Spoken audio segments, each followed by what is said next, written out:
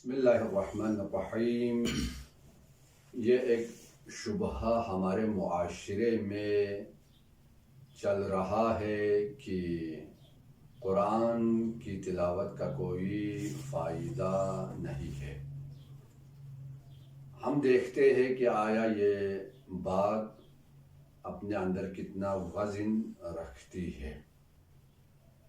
ہم جب قرآن کا مطالعہ کرتے ہیں تو سورہ مبارکہ مزمل میں پروردگار عالم قرآن پڑھنے کا دستور فرما رہا ہے، فَاقْرَؤُوا مَا تَيَسَّرَ مِنَ الْقُرْآنِ، جہاں تک ممکن ہو سکے قرآن کی تلاوت کرو۔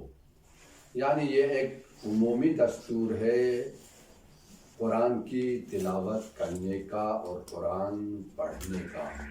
جنہوں نے کہا کہ قرآن پڑھنے کا کوئی فائدہ نہیں ہے، تو پہلی بات یہ ہے کہ قرآن خود امر کر رہا ہے، فَاقْرَؤُوا مَا تَيَسَّرَ مِنَ الْقُرْآنِ، قرآن سے جس قدر ممکن ہو قرآن کی قراءت کرو، قرآن پڑھو۔ تو قرآن پڑھنا یہ ایک دستور الہی ہے، دستور دین ہے، اور دستور دین کے لیے یہ کہنا کہ اس کا کوئی فائدہ نہیں ہے، یہ خود دامن قرآن پہ بہت بڑا الزام ہے۔ دراصل ہمارے معاشرے میں جہالت کی وجہ سے بہت سارے لوگ مفت کے فتوے دیتے ہیں، جس کی وجہ سے ہم مفاہیم دین اور معارف دین کے قریب ہونے کے بجائے ہم دین کے معارف سے دور ہوتے چلے جا رہے ہیں۔ تو دراصل اس شبہے کی کوئی بنیاد نہیں ہے، اور یہ ایک باطل نظریہ ہے کہ قرآن پڑھنے کا فائدہ نہیں ہے۔ بھئی یہ کلام الہی ہے، یہ وحی الہی ہے، اس کا فائدہ نہیں۔ اتنا بڑا جھوٹ اور اتنا بڑا الزام سورہ مزمل میں خدا نے کیا فرمایا، فَاقْرَؤُوا مَا تَيَسَّرَ مِنَ الْقُرْآنِ، جہاں تک تمہارے لیے میسر ہو اور ممکن ہو قرآن پڑھو۔ اس کے بعد پروردگار آگے ارشاد فرما رہا ہے، عَلِمَ سَيَكُونُ مِنْكُمْ مَرْضَىٰ، عَلِمَ أَنْ سَيَكُونُ مِنْكُمْ مَرْضَىٰ وَآخَرُونَ يَضْرِبُونَ فِي الْأَرْضِ يَبْتَغُونَ مِنْ فَضْلِ اللَّهِ۔ پروردگار عالم تین گروہوں کا تذکرہ فرما رہا ہے۔ پہلے مرحلے پہ تمام مومنین اور مسلمین پر فرض ہے کہ وہ قرآن پڑھے جہاں تک ممکن ہو۔ اس کے بعد قرآن تین مضطر گروہوں کا تذکرہ فرما رہا ہے، عَلِمَ أَنْ سَيَكُونُ مِنْكُمْ مَرْضَىٰ، خدا فرما رہا ہے کہ خدا یہ جانتا ہے کہ تم میں سے بعض لوگ مریض ہو جائیں گے۔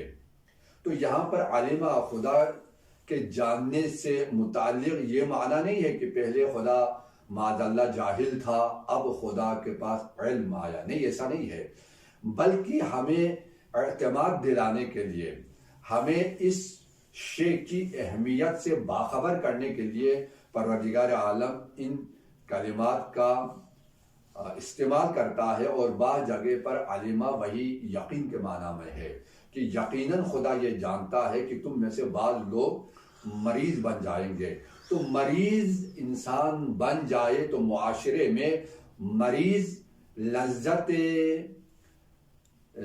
معنوی اور لذت عبادت اور حتیٰ کھانا پینے کی لذت تک وہ محسوس نہیں کرتا، اس لیے کہ جب انسان بیمار ہو جائے تو بیمار انسان سے ہر قسم کی لذتیں ختم ہو جاتی ہے۔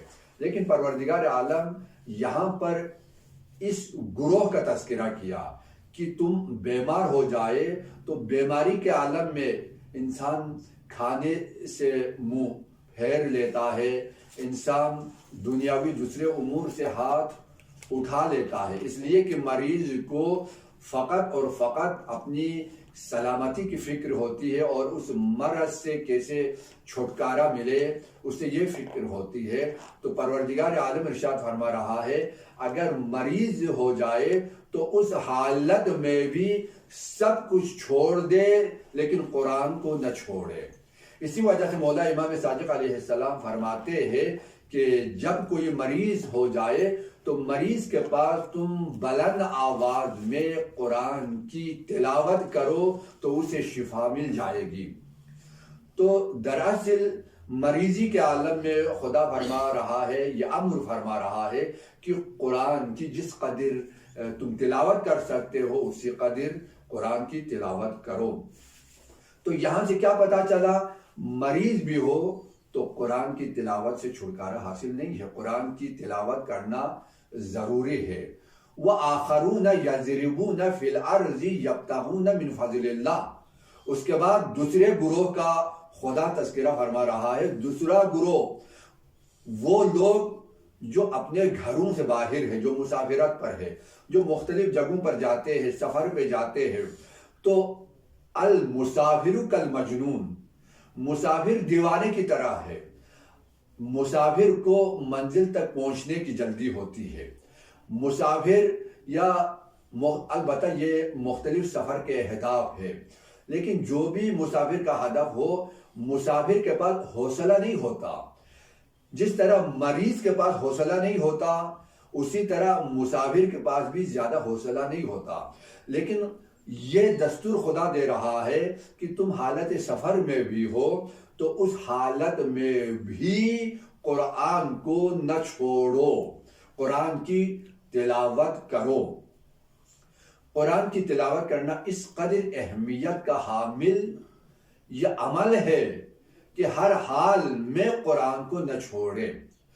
اس کے بعد تیسرے گروہ کا تذکرہ فرما رہا ہے وَآخَرُونَ يُقَاتِلُونَ فِي سَبِيلِ اللَّهِ فَاقْرَؤُوا مَا تَيَسَّرَ مِنْهُ۔ اور تیسرا گروہ جو حالت جنگ میں ہے، جو فی سبیل اللہ لڑ رہے ہیں، لیکن اس لڑائی کے دوران بھی قرآن نہ چھوڑے، قرآن کی تلاوت کرے۔ یہی وجہ ہے کہ آپ دیکھیں گے امیر المومنین جنگ کے میدان میں قرآن کی مختلف آیتوں کی تلاوت فرماتے ہیں۔ خود مولا امام حسین علیہ السلام میدان کربلا میں آیتوں کی تلاوت فرماتے ہیں۔